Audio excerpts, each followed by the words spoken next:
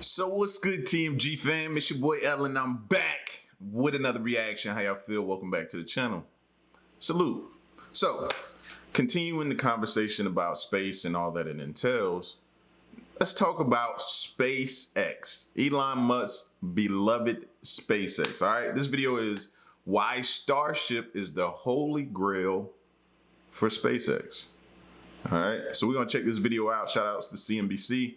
If you're new to the channel, man, hit that subscribe button, join the family, and let's see what's going on. SpaceX CEO Elon Musk thinks that the holy grail to making life multiplanetary lies in humanity's ability to make a completely reusable rocket system that can carry a massive amount of equipment, supplies, and people deep into space. Clear. Reusable. Remember that. That can carry a massive amount of equipment, supplies, and people deep into space. That's why SpaceX created Starship. The critical threshold to pass one of the most important great filters for any species is to have the other planet no longer dependent on the original planet. Starship is capable of doing that. It's capable of getting 1 million tons to the surface of Mars and creating a self-sustaining city. And I think we should try to do that as soon as we can. Starship is SpaceX's... See right there. that kind of makes me nervous when he says that. What do you know, Elon? What do you know, Elon? Call me. Get in touch with me. Have your people hit my people. What do you know that makes you want to get this done pretty quickly? Is it financial? Or is there a threat that makes you want to get out of here pretty soon? You know what I mean? We the people, I got y'all. We need to know. Hit my line, Elon. Sustaining city. And I think we should try to do that as soon as we can. Starship is SpaceX's largest reusable rocket. The company's been testing Starship prototypes for several years, but none so far have reached space, as SpaceX has encountered both technical and regulatory hurdles. Aside from a potential breakthrough for space travel, Starship is in many ways also indispensable for the future of SpaceX. Many analysts and experts have said if SpaceX, succeeds with Starship and therefore with Starlink, that could create and generate SpaceX into a company that's not a $100 billion valuation company, but $1 trillion valuation company or more. Private sector funding and... Jeez. He's trying to get up there with Apple. You know, Apple this year became a $3 trillion company. Wow. At that point, you think he already talking spicy to Twitter. He gonna be talking spicy to everybody. Valuation company, but $1 trillion valuation company or more. Private sector funding in space-related companies topped $10 billion in 2021, a tenfold increase over the past decade. Traditionally, most of that funding has concentrated on activities closer to Earth, such as building out satellite communications. But there's evidence that this may be changing. Recently, there's been increased focus on lunar, so the moon and beyond. Think moon, Mars, deeper planetary exploration. Lunar and beyond investment was about $1 billion from private investors in 2021, the highest sum we've seen to date. But what does that say? That says somebody believes, or a group of people believe in what he's doing and his vision that he has. They believe. $1 billion ain't nothing to sneeze at, bro. You know what I'm saying? Even before founding SpaceX, Elon Musk had dreamed of reaching Mars, and Starship is the means to that end. The first thing you notice about Starship is that it's monstrous. The vehicle is made up of 2 stainless steel components. At the bottom stands the first stage Super Heavy booster. Stacked on top is the second stage Starship spacecraft, which will be able to carry more than 100 metric tons of cargo and crew per launch. Collectively referred to as Starship, the 2 components loom nearly 400 feet into the air, almost 100 feet taller than the Statue of Liberty. To get all of this weight off the ground is no easy task, and will require 33 of SpaceX's Raptor engines for the booster, and another 7 engines for the Starship spacecraft. To get an idea of just how powerful Starship is, it's helpful to compare it to Saturn V, which was the rocket used by NASA to send astronauts to the moon during the Apollo mission. The Saturn V was 7.5 million pounds of thrust, and Starship is 17. So it's more than twice the thrust of a Saturn V, which was the largest rocket ever to get to orbit. Musk says SpaceX's next-generation rocket is also more economical than Saturn V. The cost efficiency of SpaceX is the best in history, I think, for any rocket development. We are talking about a rocket that's more than twice the mass and thrust of a Saturn V, and also designed to be fully reusable, which is obviously also much better from an environmental standpoint to have a fully reusable rocket, for a development cost that is between 5 and 10% of Saturn V.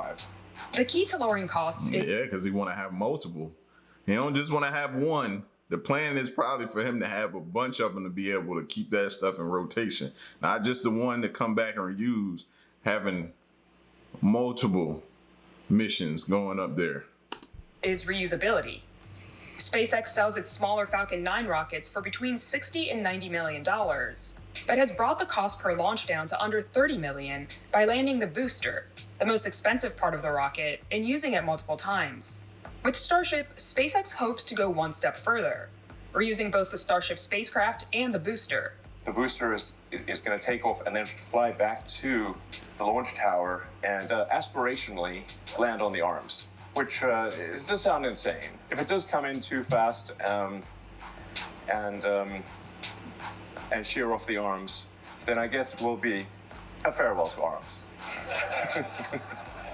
The retrieval of the Starship spacecraft seems equally challenging. The idea is for Starship to re-enter Earth's atmosphere on its side, its heat shield-covered belly protecting the vehicle from the intense temperature. Closer to the ground, Starship's Raptor engines will kick in and flip the vehicle vertically for landing.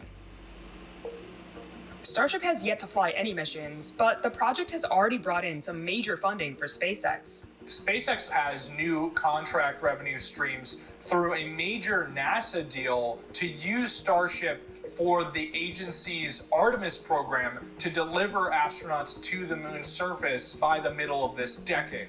SpaceX was the sole winner of the nearly $3 billion contract, beating out Blue Origin and Dynetics. NASA has begun paying in hundreds of... Y'all see what they had highlighted, right? Yeah, y'all saw that. I'm gonna go back for y'all. Beating out Blue Origin and Dynetics. So Elon Musk SpaceX beat out teams led by Jeff Bezos, Blue Origin. Yeah. They are definitely in competition right now. You know what I mean? Healthy competition, but competition nonetheless. But 2.89 billion, that's a heck of a contract. Deliver astronauts to the moon's surface by the middle of this decade. SpaceX was the sole winner of the nearly $3 billion contract, beating out Blue Origin and Dynetics. NASA has begun paying in hundreds of millions of dollars to SpaceX already towards that development contract. The majority of SpaceX's revenue comes from its launch business. The Falcon 9 and Falcon Heavy series of rockets have been generating upwards of $2 to $3 billion of revenue a year for the company. They've been able to generate a lot of returns through rideshare programs, through delivering cargo and astronauts to the International Space Station for NASA and other international partners, and more recently been delving into flying private astronauts. But SpaceX's golden egg will likely be Starlink, a satellite internet business which is expected to eventually surpass SpaceX's rocket business. Elon Musk has previously estimated that the company's Starlink business could generate revenues of upwards of $30 billion a year. Starlink is a global internet satellite network made up of thousands of satellites known as a constellation. SpaceX has so far launched around 2,000 satellites, but the company has said that around 12,000 satellites would be needed before the constellation is fully operational. Eventually, SpaceX hopes to bump that number up to 42,000 satellites. The service has over 145,000 customers, but startup costs for the project are steep, and SpaceX is currently losing money on Starlink. Musk recently expanded Starlink's service to Ukraine at the request of the country's vice prime minister. In early March, Musk tweeted that Starship development may be delayed as SpaceX focuses on aiding Ukraine.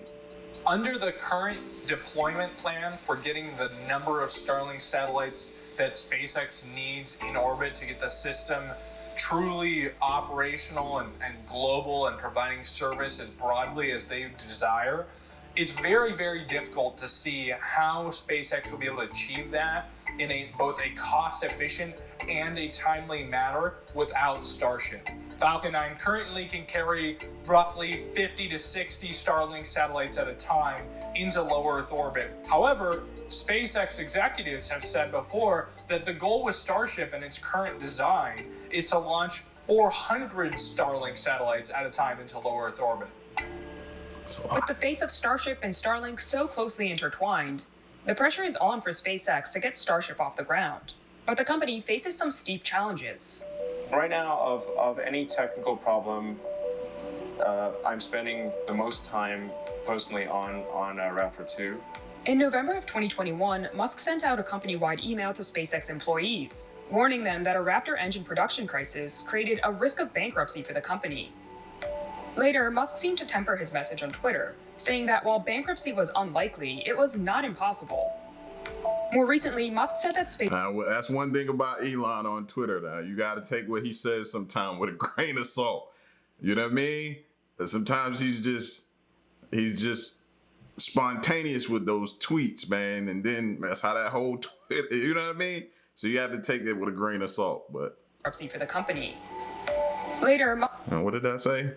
It said Raptor engines powered the company's Starship rocket, with Musk adding that SpaceX faces genuine risk of bankruptcy if we cannot achieve a Starship flight rate of at least once every 2 weeks next year. Boy. Now, this was published in November of 2021. Yeah. I don't know if that's going to possibly happen, but we'll see. Raptor engine production crisis created a risk of bankruptcy for the company. Later, Musk seemed to temper his message on Twitter, saying that while bankruptcy was unlikely, it was not impossible. More recently, Musk said that SpaceX is making good progress with regard to Raptor 2 production. We're close to achieving a Raptor 2 everyday production rate, so 7 a week, which is tough for a complex engine. I think by the end of this year, we'll be able to produce a ship and a booster per month. The only remaining issue that we're aware of is melting the chamber. And it's got like on the order of a gigawatt of heat, so it's like what a nuclear power plant produces. So it really is desperately trying to melt at any point in time. In order to understand this challenge, it helps to know a little bit about rocket engine design.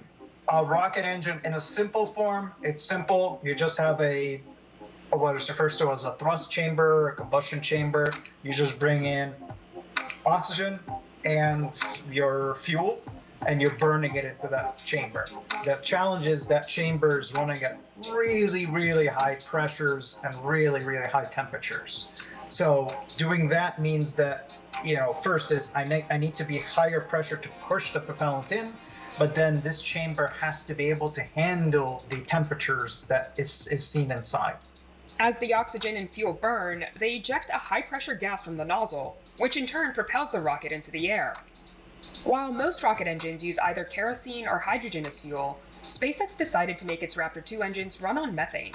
SpaceX used methane primarily because it's the perfect balance between hydrogen being an expensive fuel and challenging to operate, versus kerosene, which is, yes, it's cheaper, but energy density is lower compared to methane.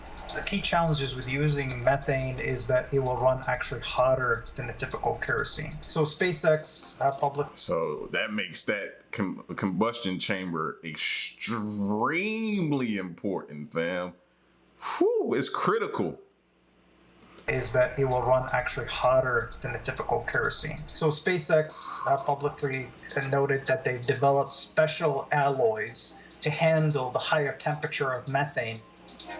But despite these challenges, methane also has other advantages. One of the components that erode these engines is fuel coking, which is worse with rocket propellant kerosene-based fuels, but it's actually less of a problem with methane.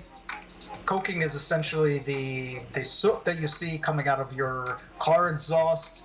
it's primarily unburnt fuel that is essentially heated at really high temperatures and pressures, and that could go into fuel injectors inside the engine. It could coat surfaces. It influences your efficiency of your engine. Another plus that Elon Musk has talked about in the past is the ability to easily create methane on Mars and use it as a fuel for the return trip to Earth. SpaceX has steadily been building up its testing and production facility, known as Starbase, in Boca Chica, Texas since 2015.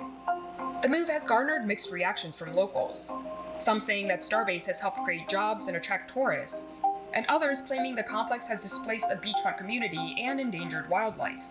Early tests of Starship have also been a mixed bag. While SpaceX has had a number of successful Starship launches, the company has lost several prototypes. In May 2021, SpaceX successfully completed its first high-altitude test without the Starship rocket being destroyed. Besides technical problems, Starship also faces regulatory challenges. The next major milestone for Starship is the orbital flight test. They've been really trying to get across this major hurdle of getting an environmental assessment completed by the Federal Aviation Administration, which would give them the key launch license to take those tests from just short flights to all the way launching into space. What that sound like to y'all? Some palms about to get green. Nah, let me quit trying to imply that. But yeah, they need that license. That license. Come on, man. Some of y'all in the building and construction and different things like that. You know you need different things done and stuff like that. I know how some of that stuff operate. From just short flights to all the way launching into space. The FAA has said it would complete its environmental assessment by March 28th, but that date could be pushed farther if the agency decides that it needs more time to do a deeper review. Musk said that if this were the case, SpaceX would consider launching Starship from its other location in Florida. I guess our worst case scenario is that we would be delayed for 6 to 8 months to build up the Cape launch tower and launch from there. SpaceX's $100 billion valuation makes it one of the most valuable private companies in the world. For the last several years, they've been raising billions of dollars annually from a broad range of investors and steadily increasing their valuation. As far as we can tell, most of the funding for Starship's development comes from outside investors who are buying the currently privately traded stock that SpaceX holds in exchange for capital that the company can use to fund that development. SpaceX has previously said that Starship would cost upwards of $5 billion to develop, whereas the Starlink satellite internet program could cost anywhere between $5 and $10 billion to develop. So investors getting in at this late stage might be less willing to put more money behind the project if they know that they've hit a roadblock. You're right about that. Especially when you mention in terms like, hey, bankruptcy. This could mean bankruptcy. As an investor, I'm like, whoa, y'all cut off at this point. Now, back when y'all were projecting, it sounded very interesting when y'all were mentioning being a $1 trillion company. Oh, yeah. I imagine the dollar started coming in, but as soon as you drop that bomb of bankruptcy, yeah, that probably slowed that drip down.